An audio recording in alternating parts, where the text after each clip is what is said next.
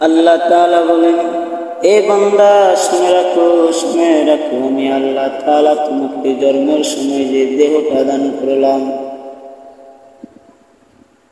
তুমি যখন জন্ম নিয়েছিলা তোমার শরীরে জলরা পরিমাণ দাগ আমি আল্লাহ তাআলা দেই নাই। আমি আল্লাহ তাআলা তোমাকে একটা ফ্রেশ শরীর দিয়েছিলাম, ফ্রেশ দেহ দিয়েছিলাম, যে দেহের মধ্যে কোনো কাটা ছিঁড়া ছিল না, যে দেহের মধ্যে কোনো কাটা ছিঁড়া ছিল না রে বান্দা। আমি আল্লাহ তাআলা তোমার জন্মের সাথে সাথে তোমার শরীরটা দেহটাকে কাদামাটি দিয়ে আমি আল্লাহ তাআলা এত সুন্দর করে বানিয়ে তোমাকে দুনিয়াতে পাঠাইলাম। আজকে কিয়ামতের ময়দানে আমি আল্লাহ তাআলা তোমার থেকে সেই শরীরের হিসাব নেবে। বলো, যেদিন আল্লাহ জিজ্ঞাসা করবেন তোমার দেহর কেন এই অবস্থা, দুনিয়াতে তুমি বিভিন্ন জিনিসকে তোমার শরীরটাকে নষ্ট করে ফেলেছো, সেদিন কিয়ামতের ময়দানে তারা খেয়া যাবে। আল্লাহ তাআলা বলবেন, বান্দা তোমাকে তো আমি একটা দেহ দিয়েছিলাম, ফ্রেশ দেহ, যে দেহের মধ্যে কোনো কাটা ছিঁড়া ছিল না, কোনো ছিঁড়া কাটা ছিল না, রক্ত ছিল না, কোনো কালো দাগ ছিল না। আজকে কেন তোমার শরীরের এত এমন অবস্থা? বলো, করুণ অবস্থা। আল্লাহ বলবেন, বান্দা এই যদি হয় তোমার হাল, তোমার কি দুনিয়া থাকা অবস্থায় আল্লাহর কথা একবারও স্মরণ হয় নাই?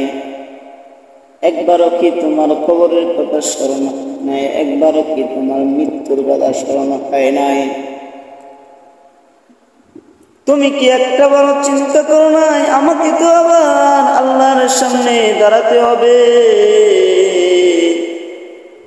সেদিন আমি আল্লাহর সামনে কিভাবে দাঁড়াবো যে আমি দুনিয়াতে আজকে মদ খাই, গাঁজা খাই, বাবা খাই, দিদি আমি সিগারেট খেয়ে আমার শরীরটাকে নষ্ট করে ফেলছি রে মুমিন।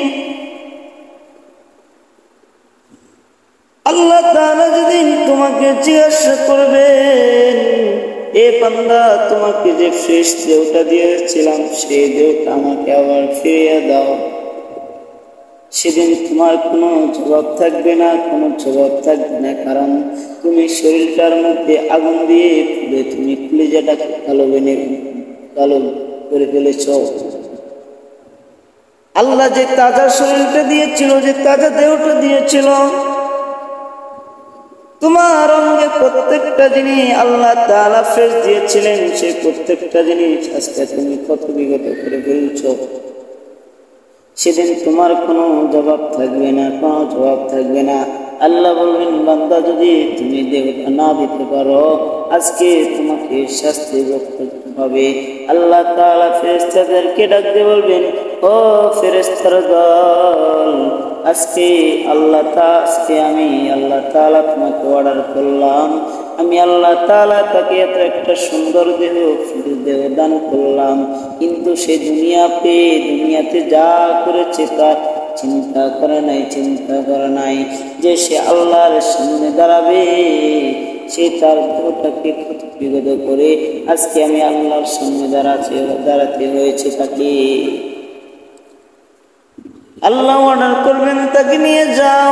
যেভাবে সেই দুনিয়া থেকে তার শরীরটাকে বিকৃত করে ফেলেছে, আজকে সেইভাবে তাকে শাস্তি পেতে হবে।